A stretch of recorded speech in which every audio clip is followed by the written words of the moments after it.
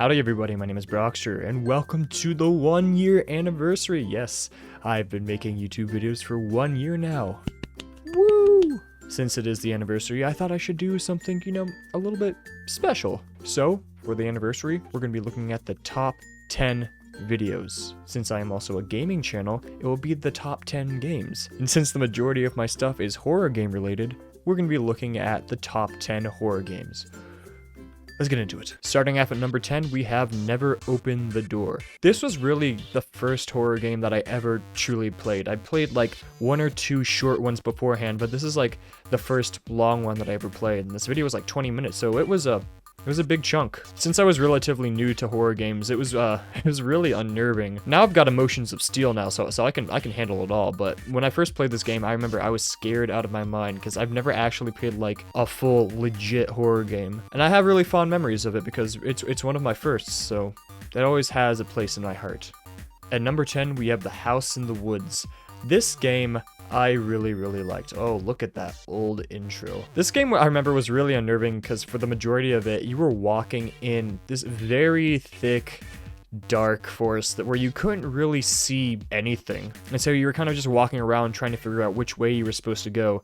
And that was something that really stuck with me, and it was really unnerving. Just the style of this game, it just stuck with me in a way that I can't quite explain, but it was really terrifying, and it just seemed like a massive type of game because you didn't really notice any of like the borders or anything, like the invisible barriers that make sure that you don't go off the path too much. And so it really did feel like I was just wandering around trying to figure out which way was the right way to go, and that was really cool. And I really haven't experienced that in too many games either, because usually you can tell where the boundaries are, but with this game it felt like there were no boundaries and you're just kind of wandering aimlessly. At number 8, we have Sleepless Kevin. Now, I do struggle to call this a horror game because it was supposed to be a very silly type of game, and that became apparent as, the game progressed. But it was actually really terrifying. They had really good jump scares, and just the way that the game was set out, it really did feel really unnerving. This was probably one of the scariest games that I've actually played. And it's super interesting because this game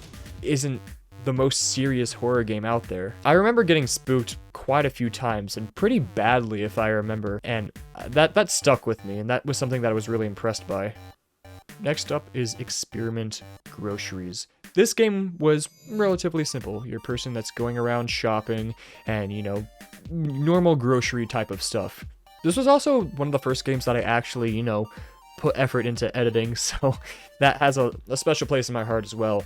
But the game itself was really well made. It was really simple, and it was scary because even though it seems normal at the beginning, it really does take a 180 and you feel like you're in a whole different game up to that point. As for most of the games on this list, this one was a while ago, and it was kind of right in the middle of this entire year, so I remember it well enough, but also not well enough where I have those fond type memories, but this game I really enjoyed.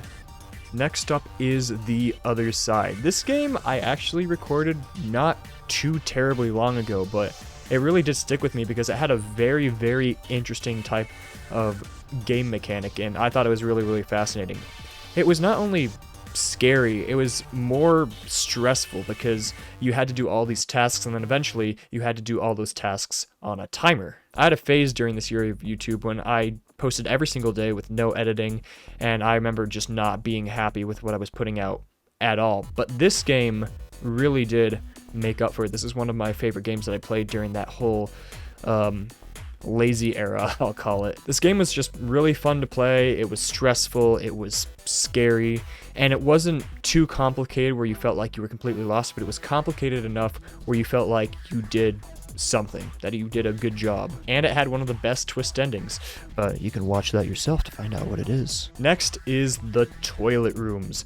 Oh boy, I played quite a few toilet games. I don't know why I did, it just happened. I can't tell you why I played so many toilet games, it just happened that way. But out of all of them, this one was my personal favorite.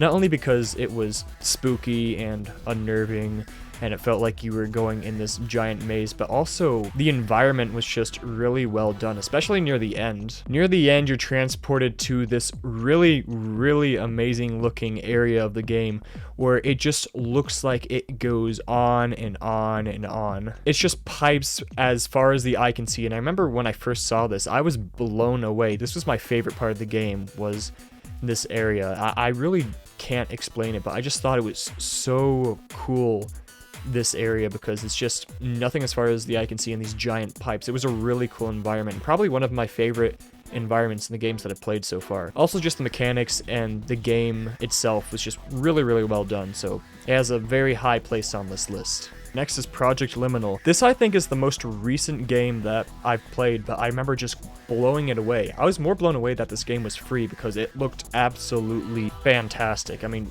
excellent graphics, really cool, creepy environments, and also that classic, like, backrooms feel of nostalgia, which is something that I really, really like. And this game perfectly encapsulated it. It's one of my most favorite nostalgic type games, and those are the types of games that I really, really enjoy. And you'll see as this list progresses that that's a really heavy theme in determining which games I liked. This game was scary without the overwhelming sense of jump scares. In fact, there were no jump scares. It was just beautiful and unsettling, and it was just a really well-made game. In third place, we have Black Origami Demo.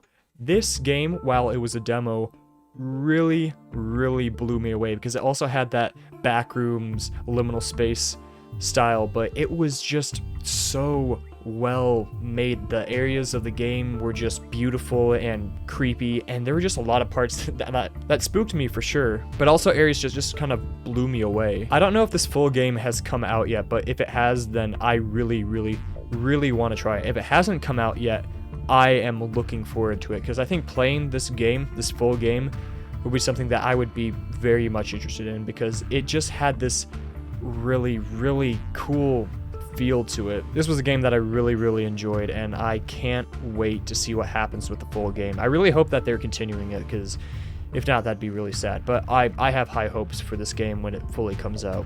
This was a really, really cool game to play. In second place, we have Drive Time Radio. Now, I must admit, I hesitate to put this in the category of horror game because it was actually kind of a funny game, but, you know, with a little bit of creepiness sewn throughout. This game was simple. You're just driving down a road, you go from left to right, avoiding spikes when they show up, and that's pretty much the game. But the dialogue between the two people that are in this game, along with like the eldritch horror feeling of this game, it really did leave an imprint on me, and I really, really did enjoy this game. I'm struggling for words to describe this game. It was funny, it was scary, it was beautiful, it was weird, and it was just a combination of things that worked really, really well together. And I have nothing but fond memories playing this game. I don't even think I talked too much because I was just so enamored with everything that was going on. And I think that's really it. It doesn't have to be an overly complex game to be a good game. Sometimes the simplest games are often the best games. Which leads us to our final game, a game that I still think about to this day. And this is one of the first videos that I've ever done, but it still has an imprint on me. At number 1, we have Winter Walk 2006. I can't describe this game without giving it due credit.